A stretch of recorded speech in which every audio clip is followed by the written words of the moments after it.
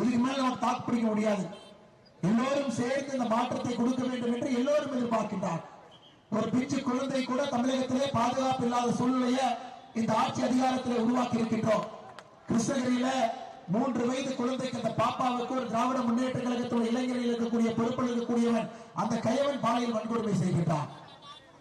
திருவண்ணாமலையில் 65 வயது மூதாட்டிக்கு பாலியல் வன்கொடுமை. தமிழ்நாடு முழுவதும் பட்டியல் போட்டே போலாங்க. இன்னைக்கு பேச பேச திருவண்ணாமலையில இன்னைக்கு காலையில காஞ்சிபுரத்திலிருந்து தன்னுடைய பாட்டி வீட்டுக்கு வந்த ஒரு சிறுமிய 7 பேர் சேர்ந்து கூட்டு பாலியல் வன்கொடுமை செய்திருக்கின்றார்கள். இன்னைக்கு திருவண்ணாமலையில காலையில் தினமும் நீங்க செய்தித்தாள திறந்தீங்கன்னா முன்னாடி நாள் நடந்த கொடூரத்தை விட இன்று நடக்கக்கூடிய கொடூரம் அதை விட அதிகமா இருக்கு. ஆனா இதையெல்லாம் நம்மை காக்க வேண்டிய, இதையெல்லாம் சரி செய்ய வேண்டிய காவல்துறைக்கு எந்த அதிகாரம் கொடுக்கல.